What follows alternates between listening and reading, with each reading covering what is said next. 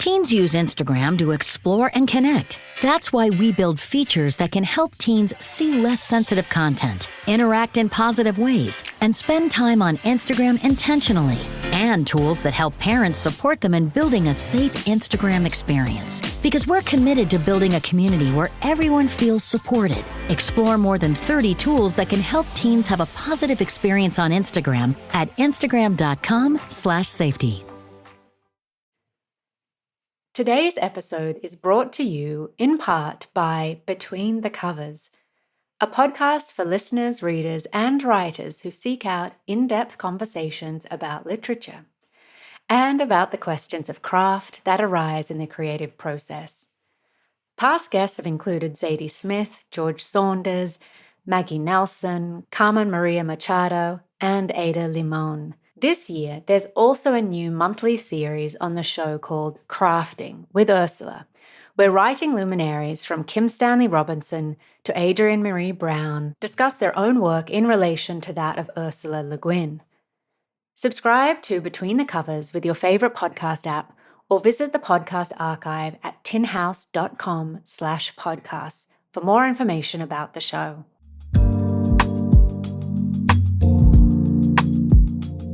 From Sugar 23, I'm Angela Ledgerwood, and this is Lit Up.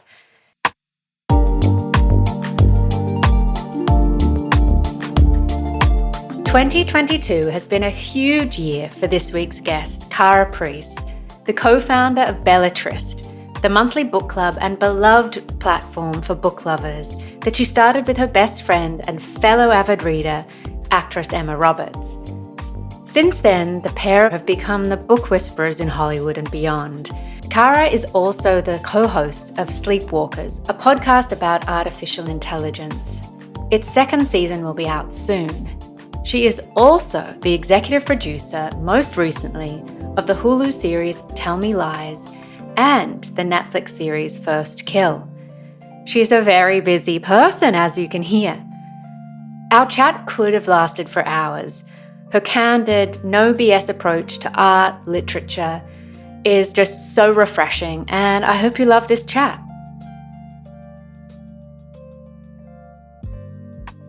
I'm happy to be here. I'm so and glad you're here.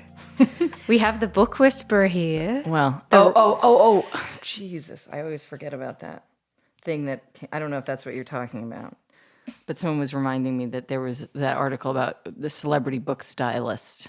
That is bizarre. I love that article, though. I liked it too. But it was a real, it felt like a plot line in Younger. And it's not real. There's no celebrity book stylist. Kendall Jenner, it's like a modeling agent who gives people books. But they have good taste. They do. They like Chelsea Hodson, so they have and Melissa Brodeur and stuff like that. Well, I feel like this is a good place to start because we have Karah Preiss. That's how you say it. In person.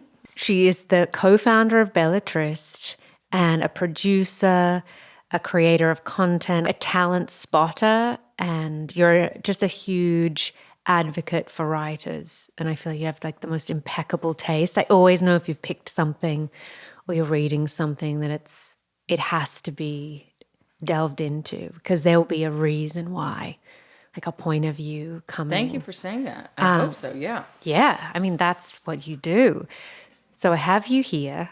I'm here, yes. I'm here in the office. Okay, so I want people to fully grasp Bellatrist and what you do. I want to know just that kernel, best friends, readers.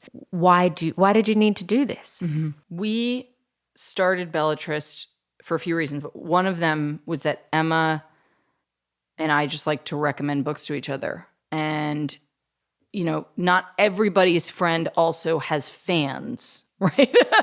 So when that happens and you think about, okay, maybe these recommendations that we're giving to each other would actually be interesting to other people, especially other people who watch your shows or whatever. Bellatrist was sort of born out of the fact that Emma noticed that a lot of people on Instagram, I'm talking Instagram 1.0, hipstamatic, filtered, were like, what are you reading? What should I read? What should I read on her posts? And so we started Bellatrist as a Emma agnostic, but obviously involved book club that we were going to pick, the only thing we sort of committed to doing, still the only thing we commit to doing is picking a book every month, because we felt as though that was something that was manageable for people to read a book every month.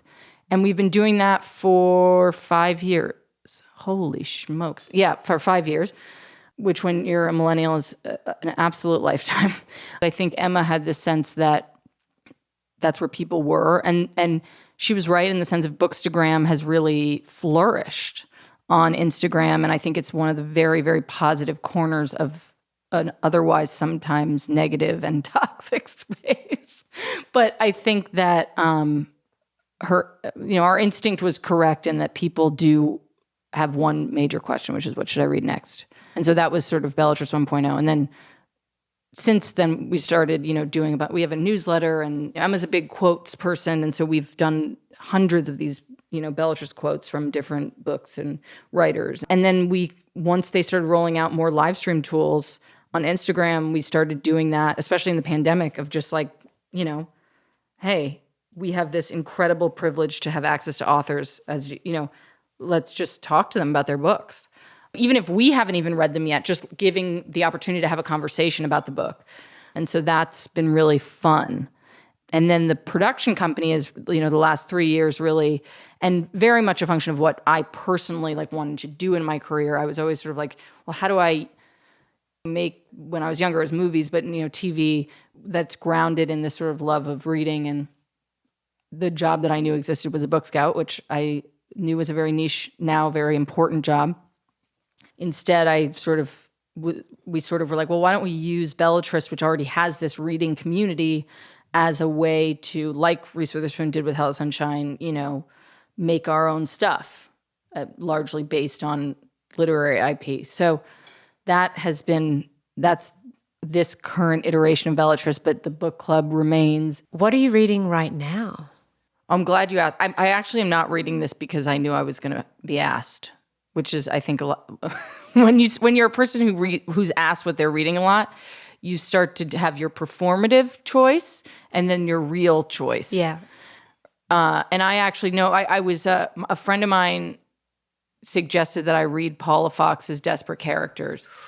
And Paula Fox is actually Courtney Love's grandmother and was a prolific writer of YA and also adult fiction, and was sort of rediscovered by Jonathan Franzen and I think Norton, I don't know if it's Norton, it could be a different publisher, but republished a lot of her adult fiction in the early 2000s or late 90s. And one of them was this book, Desperate Characters, which is about a woman and her husband who live in Brooklyn in the 70s, late 60s, early 70s. A cat attacks her, like a stray cat attacks her, and it sort of upends her life. But, I mean, Paula Fox is an incredible writer. It's crazy what a good writer she is. And I think a lot of other writers, and particularly Jonathan Franzen, sort of discovered her in the way that you discovered sort of like Lucia Berlin or whatever, and we're like, what? Who is this person? And she's died, but that book I'm reading right now is so good. It's not, there's very little plot, but you just have to sort of read like 10 pages at a time and go, what the fuck?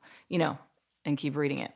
So I can't wait. I feel like there are sometimes those books that feel like the before and after as a reader. Mm-hmm. There's those moments. I feel like I put off reading Anna Karenina for that long because I was like, really? Right. Like, it's that good, and then you go, oh my God, it's brilliant. But is there a book like that for you that you can just think back on? Oh yeah, The Bell Jar for sure. When I was a kid, when I was in high, you're saying it's like before the fall of man, after the fall of man kind of thing. There's a word for that. It's prelapsarian, right? There's like before the fruit. It's like the loss of innocence. Yes. I feel like because I speak to a lot of memoirists and I just had Isaac Fitzgerald on and I feel like he has that moment in his life. He's 8. There's a before and after, something happens. And I feel like so many people, maybe when they're looking back on their life, making sense of it, they can finally see that moment clearly. And maybe we all have it. Yeah, I mean, I think, well, I was going to say that The Bell Jar for sure, which I read when I was in 11th grade here. So I was really 16. That was a big one for me. I was like, oh, people write like this, or Sylvia Plath, someone wrote like this. That's very interesting to me. And then I wanted to read everything like it, which then you get disappointed because she's very singular. And then you have things in your life that are, I think I've heard implantation memories. Is that the name? Where it's like the things that are, or maybe they're called anchor memories. I don't know. I don't know which one it is. It might be an anchor. In any case, it has the same meaning, which is like something that happens that then is like a centrifuge, which then pulls in everything else and contextualizes everything else. And I just remember listening to this episode of Revisionist History, Malcolm Gladwell's podcast, where he talked about that Brian Williams, quote unquote, lying about being in that helicopter. And this idea that if you have an anchor memory, then the particulars that surround that memory can often be wrong.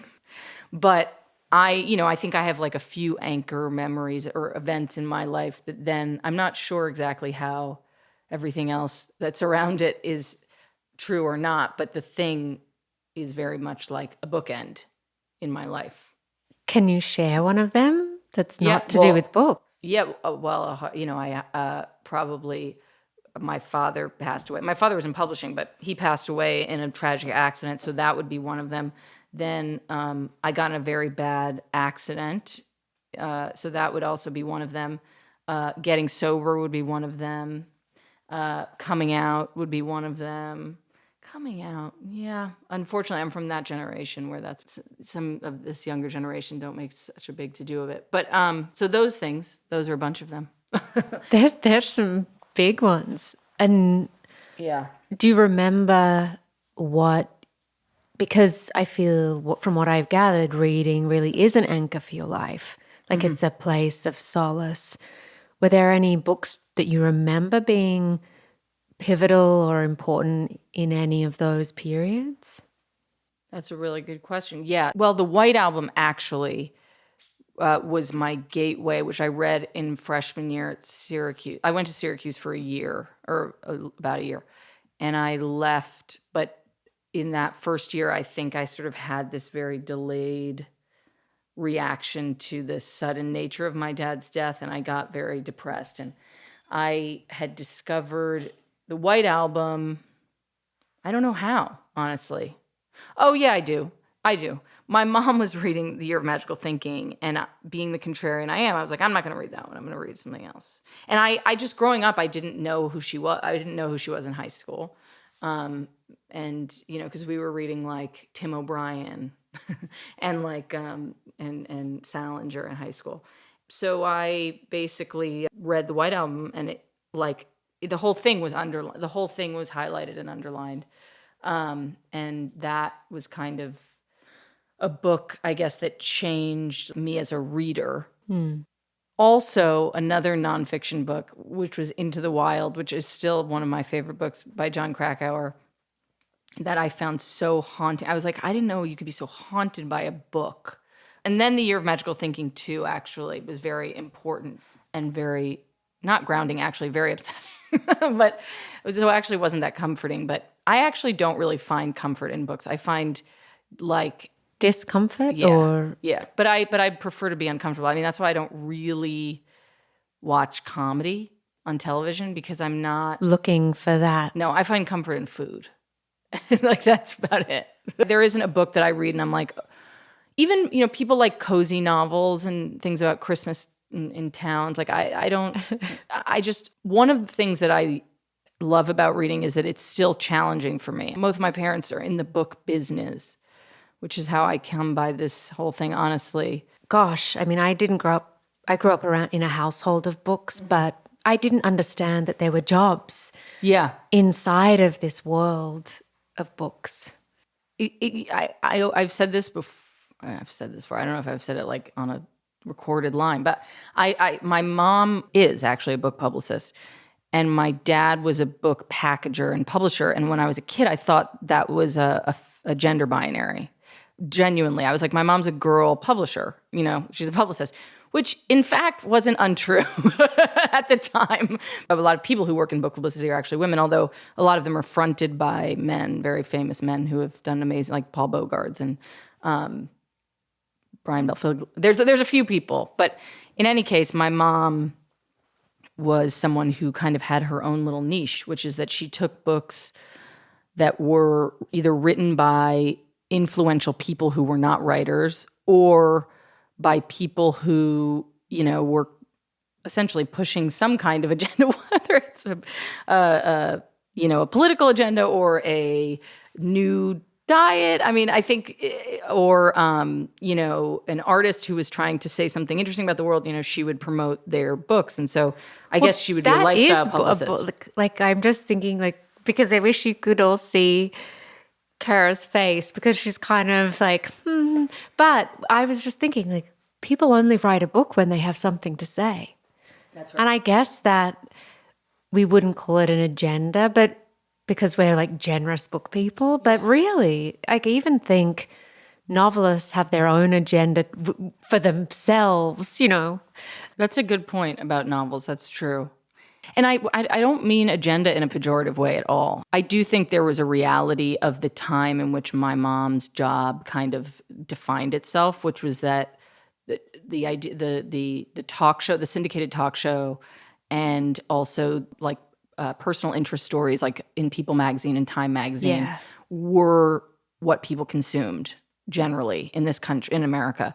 And so the idea that you could kind of use those channels, Oprah, Donahue, Time magazine, People magazine.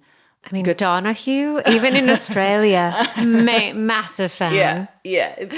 Ricky Lake. Ricky Lake. All the shows. And then, of course, then there was a sort of hierarchy in terms of, I don't know. I mean, Oprah was high to low. There was a high-low spectrum. And then you had the Today Show, which you still have, which is still one of the main channels for selling books, which is the Today Show, Good Morning America, and CBS This Morning. But, my mom's job was to place books and to basically kind of, there's a great, do you follow Kardashian Colloquium? Which is like a philosophical treatise on, or like an ongoing philosophical examination of the Kardashians. And she posted this thing. It was like a picture. It was a meme. It was like a picture of Kim Kardashian. And it was like, publicity is selling the past to the future. That's so great. And true. I don't think I'm misquoting it, but that was basically my mom's job, which was like, hey, this is what's been popular. Let me figure out what people are going to want, And so that was her. And she did that with books. And then my dad was a packager and a publisher, but book packaging is interesting. I mean, it's like producing essentially, which is like, I have this idea and I know these writers and I know these distributors like Simon & Schuster and Random House and Penguin and whatever. And I'm going to put all those things together and make a book. So I want to make a book about a bunch of kids whose teacher is an alien. Let me find a writer who can write that. And then let me go to Simon & Schuster and say, will you distribute that? So that was his job. And he had a particular interest in republishing old editions of genre. So Isaac Asimov, Bradbury, Ralph Ellison, did a lot of science fiction, did a lot of like Raymond Chandler. And he had this company called iBooks, which was before Apple iBooks. So I grew up both with obviously a huge admiration for like physical books, reading, and also with two parents who really found the book industry to be very challenging. So I sort of was like very aware and was told, don't ever go into publishing. And also like, this is always something that needs help. Promoting books is always something that needs help. And anybody, if you can get a book into someone's hand, you've done sort of a service. So I think that really informed my sensibility. And then going back to what I was saying before, which is that I've never had an easy time reading, is that my dad was so adamant that we be readers at a young age, and I hated it. I mean, I talk to a lot of people now who are like, I don't like to read. I find it too hard. I find it really challenging to get into books. And I felt the same when I was a kid. I felt the same way, and I just did not. I have terrible ADHD, as is evidenced by the way that I talk. And my dad used to make me sit in my room for 30 minutes a day and read. And even if it was like, it's like what they say about writing. It's like, it was like in the calendar. Even if I just sat there and stared at the pages, That's a great idea for parents everywhere. Maybe for all of us, though. It is a good idea for all of us. We really should. And I think it just helps the concentration too. It's also, I heard someone say once, it's like if I get dressed to go to the gym and I walk to the gym, I'm working out. So, you know, you get to the gym, you're not like in your spandex and in the door and being like, It's that kind of thing. It's like if I have a book, I put my phone in the other room, I'm sitting in the room, I have a candle lit, I'm probably going to read.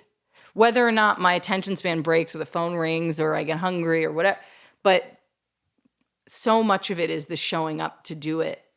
I do think there are many, many people, especially younger people, who are just like, I don't want to do, it's too hard. It's too hard to read. It's too much work. And in the attention economy, where do books fall?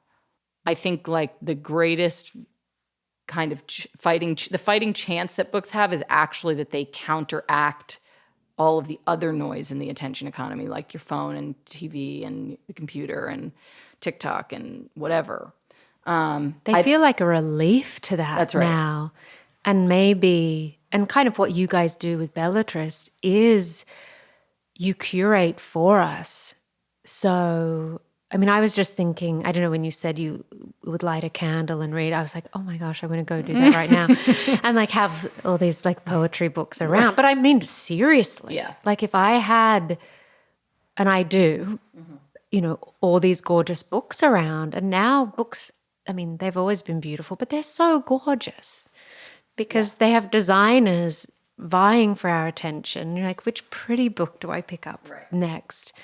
And I feel like we all just need that way in, you know.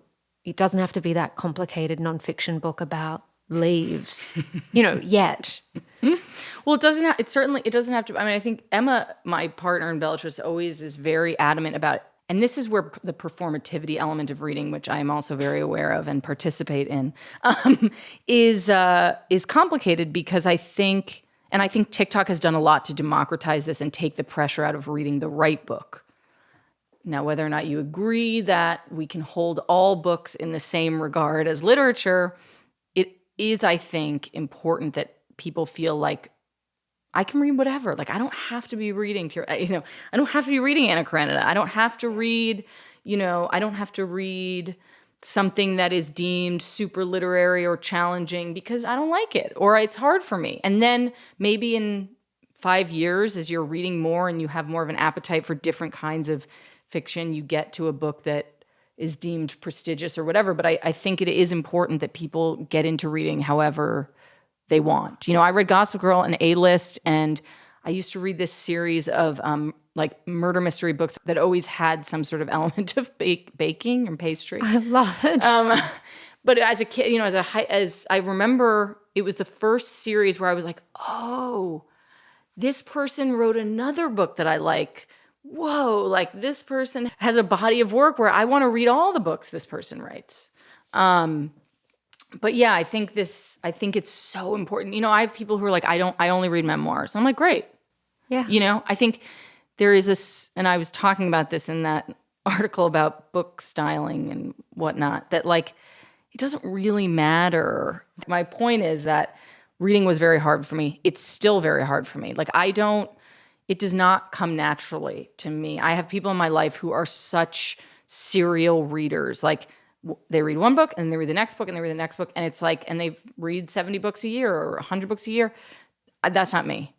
It's not easy, and therefore it has meaning and it's important and it's good. Well, and some things like going to the gym, say, feel great once you've done them.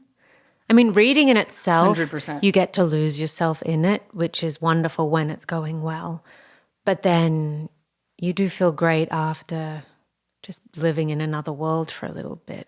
And these days, increasingly, just not doing something else. Like the concept of multitasking, which is already an oxymoron because the brain literally cannot do more than one thing at a time. You can't read and absorb what you're reading and do something else at the same time. And so just that in and of itself is such a pleasure, which I think some people sort of lament that that's something that's now become a pleasure, that it isn't just like a function of a life. But I do think increasingly that it's a pleasure, and it's like, I think something that people, especially young women, that's who I talk to and know the most just because of who follows Bellatrist, but are like making a point of celebrating. Correct me if I'm wrong, but the ethos of Bellatrist is that reading is an act of self-care. It's an act of time for yourself to just be with someone else's thoughts and dreams or whatever it is. I think, yeah. I mean, I think Emma said that in some article she did. Yeah, and she said that, and I think people really stuck. Yeah. Because I think it was a little bit I mean, self-care, provocative. I kind of find that word annoying now. Yes. But it feels like a bit like millennial pink. It it's is. like we've been there. Yeah, it's the self-care industrial complex. It's a very real thing. But first of all, it's cheap. If you go to the library, it's really cheap. And two, it's actually something that's not a function of something else, which is to say that as much as I think that exercise and yoga and Pilates and facials and all that shit is fine and great. I mean, I do it, but it is image focused. And I think, I mean, books, it's funny. I find that reading is too. Like, I think you just have a tremendous leg up you have a tremendous leg up in the world if you are an intellectual. Like, I really believe that. And I think for whatever reason, the sort of importance of that gets lost. Not in New York City. That's why I'll never leave. But in other realms. And I've always found that that's like the best thing about me is like just being intelligent. I mean, and that I get from reading. Nothing else. Isn't that it's so incredible to value that most in yourself as a woman as well? Because there are so many signals that tell us all these other things. And if you can like truly come back to that, you're like, I'm invincible. And my whole life I get to be interesting. Yes. Because you're interested. Yes, exactly. But that's to me, that's lesbian privilege. That's very much lesbian privilege because I grew up in a patriarchal system, but not wanting to participate in the appeal of making myself appeal to men. Yeah. If there's one thing that I feel is lesbian privilege, it's that. And I don't think all lesbians feel that way. I'm speaking for myself. But I think there is a sense of, I spent a lot of time that I think is spent focused on participating in the sort of, participating in heteronormativity, I could spend elsewhere. Heteronormative life is so appealing that it took me until I was 25 to even say I was gay. You know, it's that appealing. But at the same time, I do think just not wanting to be seen, not wanting to be adored by men, it frees up a lot of time. Definitely. Oh my God. I feel like like the biggest like film producer right now. If I could take back like every young woman I come across who's in her early 20s, I'm like, if you could just not care about men and focus on. But then what would we have to produce? No, I know. As television? Friends or, there'd be so much. Yeah. Because I'm like, learn from my mistakes. Just, yeah. It's funny though, because there's Emily Nussbaum wrote this incredible kind of celebration, exoneration of Sex and the City in the New Yorker many years ago. Basically being like, it's The Sopranos and don't say otherwise.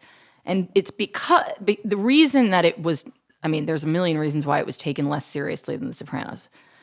One of them being that it's a show about women who are focused on men. But it does it in a way that is as literary as any other literary television. And I think the idea that is frivolous is really very misogynistic. I think then the criticism of those types of things is a function of the patriarchy, which is to pit people against each other who are both suffering. Yeah, I wish I had just been able to hold them both a bit more gracefully. Mm-hmm. There's this Paula Fox line. Can I get it from my phone? Oh my gosh, yes. Because this is what we're talking about specifically. Because, you were saying you resist the kind of term self-care these days. And Paula Fox wrote this in 1970, mind you. Okay. This is from Desperate Characters. "It doesn't matter," he said. "They are hostages to fortune. I love them and they suffocate me, and it's a business. Like everything is these days. The having children business, the radical business, the culture business, the collapse of old values business, the militant business. Every aberration becomes a style, a business. There's even a failure business." The way in which the sort of desire to make money off of things that are supposed to benefit us is so in our faces. Quite literally, in terms of like, if I say the word toothbrush in my Instagram feed, I will get an ad for one of these millennial pop-up dentists. It's either the skincare place that you just drop into, the acupuncture place, the no vowels either. Never have any vowels. Oh. No, the names never have any vowels. Like within, but no vowels. Whatever. I digress. No, but this is the best because it's just so fun to hear your train of thought and where your mind goes and links to. Because I think, you're a producer. You produce TV series and things. And I was thinking that if you're not a reader of kind of happy endings, can you tell us a bit like about not necessarily happy endings, but maybe the more, Christmas sweater. I'm thinking of like that great Cameron Diaz film, The Holiday. The Holiday. Yeah. But how you evaluate books for film, because that's a huge part of my job, is kind of reading something and feeling like even if our company doesn't adapt it, that someone would want to, like those types of stories. Yep. And that seems so general, but you almost kind of know it when you read it. Hey, what kind of conversations do you and Emma have when you're like, this could be? Mm-hmm. I think there's this sense of like, we're in sort of peak IP frenzy right now, which we are. But books have always been made into movies. But there's this tremendous amount of white space that came out of, I think, streaming and this sort of desire to make more television and more good television. And then with that, more producers that were trying to adapt things for film and TV. And I think that what's happened is that more kinds of books have become sort of ripe for adaptation just because there's more of an appetite for IP. That said, I still don't think it changes what makes a good adaptation. There are a lot of books that we choose for Bellatrist Book Club that are not good television shows and would not be good movies. I've known Emma for 13, 14 years. When we first read a book, if we loved it, it should be a movie. Don't feel that way anymore. Yeah. Some of the best books have no plot. Some of the best books are amazing because of the writing. And does that translate into an adaptation? Definitely not. Especially sometimes things that skew very literary.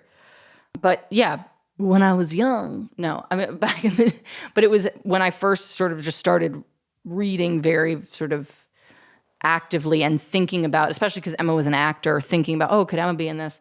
I wasn't thinking so much about, could this actually get made and could this be an ongoing series? And I think that still happens. I think this sort of frenzy around adaptation and getting the rights to something is completely batshit crazy and has gone way too far. I'm very happy for writers, though. I'm very happy for authors. I think it's really good for the book business.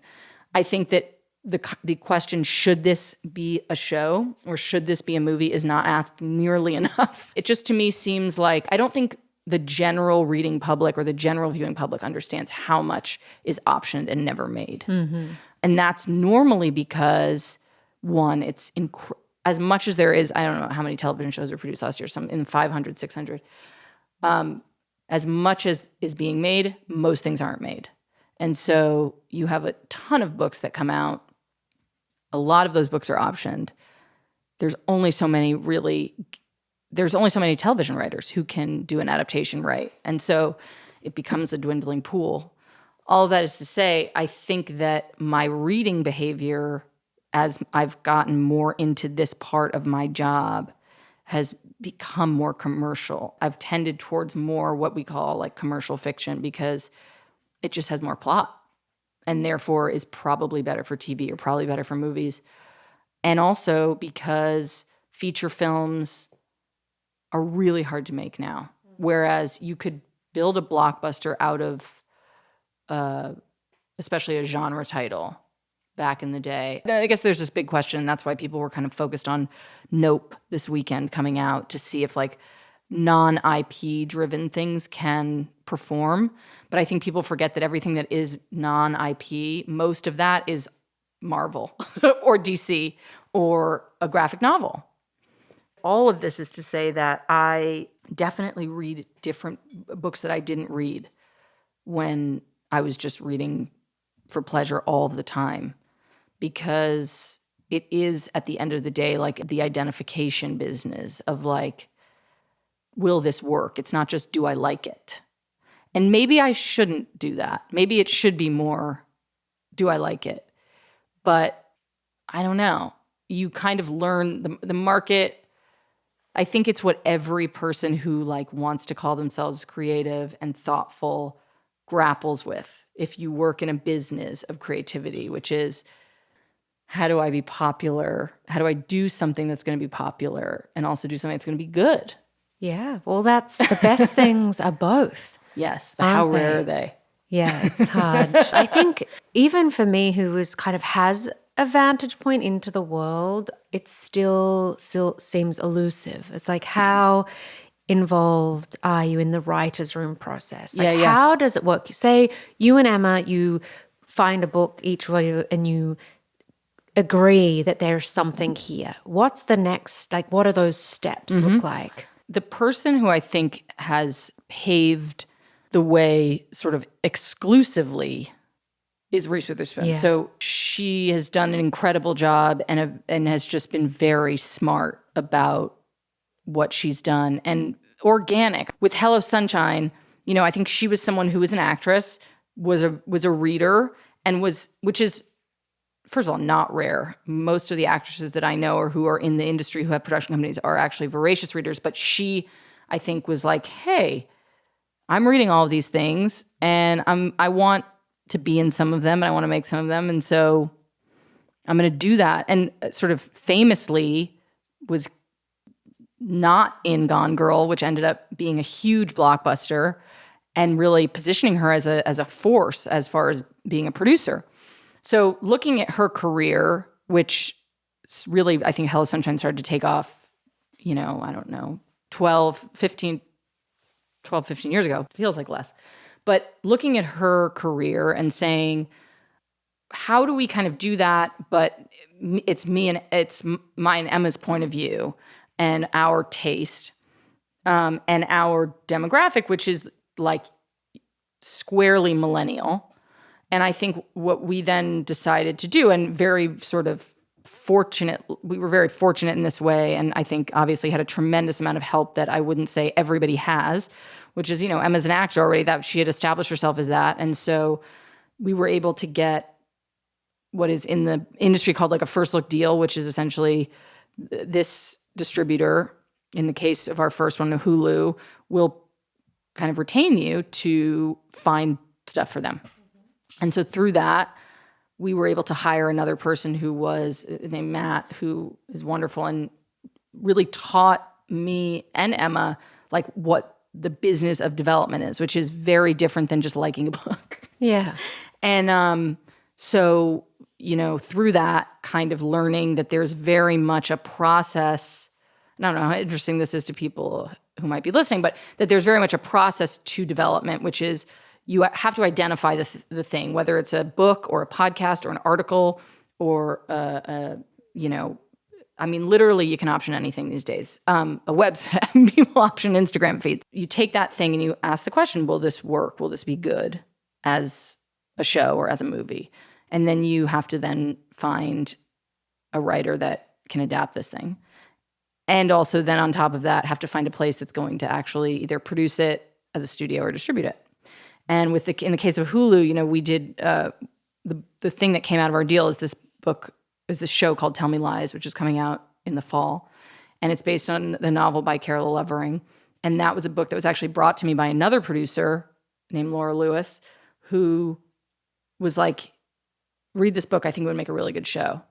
And then we together brought it to HULU, and HULU agreed that it was a very good show. And then they had us hire Megan Oppenheimer, who's the showrunner.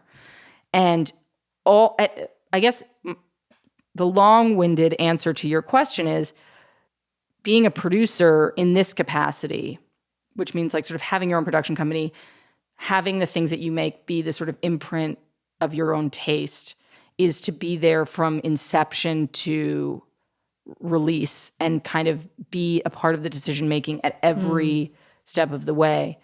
And to get very technical, once you hire a showrunner for a show, they're like the boss of the show.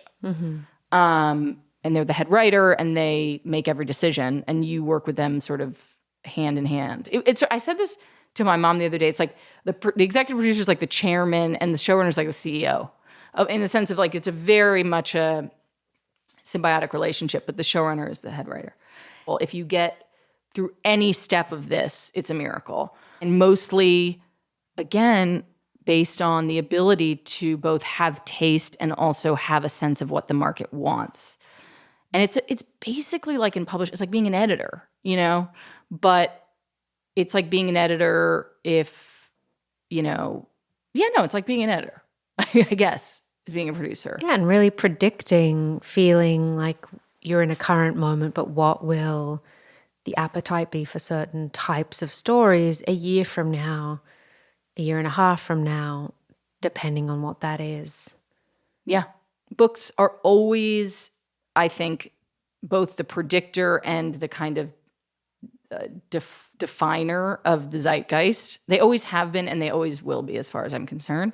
And especially in TV, especially now that so many shows and movies are based on literary IP. So I do think, going back to it, as much as there's this frenzy about I'm going to option this book and I'm going to buy the rights to this book for millions of dollars, it's intelligent to kind of look to books to see what audiences are going to be interested in, because it's always been the case that what people are reading or what publishers are publishing is often ahead of everything else. Yeah, the culture. Well, also, I think writers themselves are kind of the tuning fork. Like the best ones are like, what is going on? I feel like this topic, I can't let it go.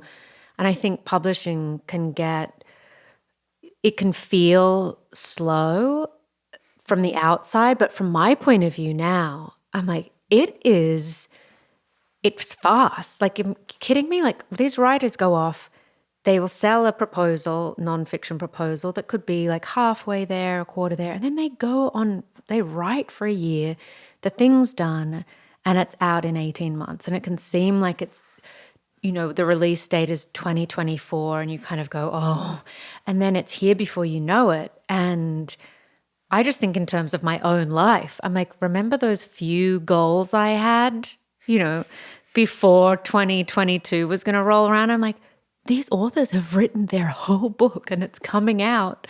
What the hell? So it's just an interesting. But you're right. I mean, it is this weird thing of like, but like you think about someone like Lauren Groff, who like writes these just, whether or not it's short stories or fiction or short fiction or novel, so much work that she puts into writing one novel. And yet it can be so kind of like genre defining. And in that way, to me, it's actually the time it takes that is equal to how impactful it is.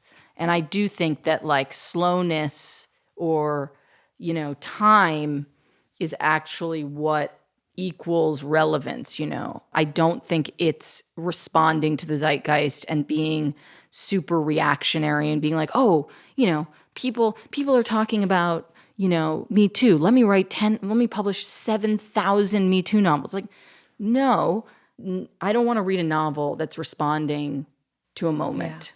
It's not interesting. It'll never be interesting. It's like, write a novel, and if it's good, it will be relevant to people. In terms of, like, Sweet Bitter was such a rare sort of lightning in a bottle. I know Steph Dandler, and I think she's so brilliant, but I've never talked to her about this specifically, but it's like, this was her novel that she wanted to write. And it just so happened that then people wanted to read about a young woman who was working in a restaurant, you know? And it's interesting. It's like The Bear is out now. Sweet Bitter came out, 6 years ago? I mean, it's, and not that I'm saying there's a direct connection necessarily to the two, but I do think stories that have lasting impact don't have to be relevant in terms of the zeitgeist. They just have to be good. And I feel the way you're describing it, I'm just imagining, I feel like the best writers are doing this gathering, a slow gathering, like it's like a ball gathering bits and bits from what they're seeing and noticing and kind of embedding it in their novels or their books. And then when we read it, it's just fully baked in there. I know exactly what you're saying. There's really different kinds of fiction that I think are functions of the rest of what we do in our daily lives, like books that feel like television, you know? And then there are books that don't feel like what I mean by books that feel like television is more like when you watch a show, when you binge a show, the books that you're looking for are also books that you want to binge, you know? And that's not necessarily conducive to certain kinds of fiction.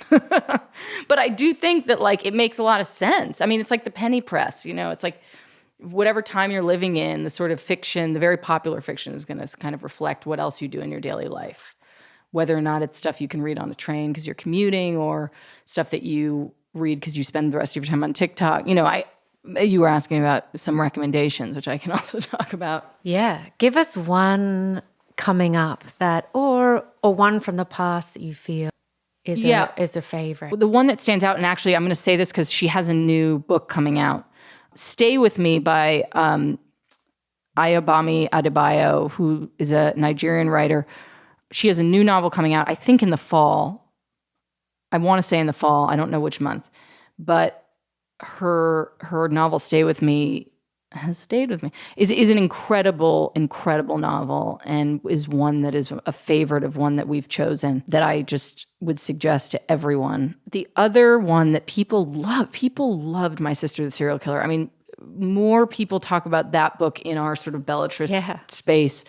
It's just a fun book. I mean, yes, it's about a woman who has a murderous sister, but it's just so you know, there's so many voices these days. It's like when you actually get to read something or watch something that feels unique and kind of like genre defining in the way that I find Melissa Brodeur to be too as a novelist, it's like, you're like, whoa, wow, someone actually got away with being unique. That's really cool. So that book is also Oyinkan Braithwaite, I think is her, and she has a new novel too that's going to be coming out, but I don't know when. So those two are great Bellatrist picks. And also Wild Game, which is a memoir by Adrienne Brodeur. I just adored that memoir, and I was talking about it with someone the other day. It's a very good memoir. And then I really hope that we picked this book for July, Like a House on Fire by Lauren McBrayer. And it's a book that is not your sort of typical queer novel by any means, in that it really comes in a very kind of heteronormative packaging, and then all of a sudden you're reading it and you go, oh my God, this is a lesbian novel. Wow, that's weird. I didn't expect that. But it's so enjoyable and so much about, I think, something that a lot of millennials can relate to, which is this kind of like ambivalence that you feel once you're past the coming of age phase of your 20s. Just this kind of how you make choices when you're also kind of caught in this like rigmarole of doing the right thing and having a family and all of it. Oh, I can't wait. Yeah. Okay, last question. Mm-hmm. What lights you up? In life? Yes. Oh, this kind of shit, like talking. I mean, obviously, as is evidenced by the past hour, I love to talk, but I don't like bullshit. I don't like hanging out, but I like to talk. because I think the reason I like it so much is because for me, it's like flow, you know, like when I'm really having a good conversation about something, I'm not thinking about anything else. I'm not thinking about myself. I'm not obsessing about myself, which I do so often. It's a relief to just have a conversation about something. That lights me up, really, like without fail. And I'm not just saying that because I'm on a podcast. That's why when you asked me, I was like, yes, it'll be a nice opportunity to not be self-obsessed for an hour. So. I know. I feel exactly the same way. What lights you? Oh, am I allowed to ask that? Yeah, I think, that does. I'll tell you what lit me up the most recently. Mm-hmm. So I'm so lucky I get to go to the North Fork of Long Island, and there's a garden foundation there called Landcraft, and they had a raptor exhibition. Like the dinosaurs? No, the birds of prey. Like the rescued birds of prey. Oh. So these like 3 rangers come with all their birds in these boxes, and they have the craziest stories, like Vlad the turkey vulture. Like they wanted to rehabilitate him. He wanted none of it. He wanted to just like hang out with his boys. I have a picture of me and Vlad. These birds were unbelievable. There was a screech owl called Skittles who'd lost an eye. Like they were just the most incredible things. And I was like, I don't know what, I'm having a real moment here of being incredibly present and kind of in awe of nature. And we got to be so close to them. There's a bird sanctuary in New York that I don't know. I think it's on the Upper West Side, or there's like a rescue. If you're looking for another hit. I think I need another hit. So thank you. Thank you. This is really fun. Thank you. Lit Up is a podcast from Sugar 23. It's hosted by me, Angela Ledgerwood, and is produced by Liam Billingham. Olivia Allmeyer is the marketing and editorial consultant. Mike Mayer and Michael Sugar are the executive producers. Andrei Radovsky wrote the theme music. See you in 2 weeks.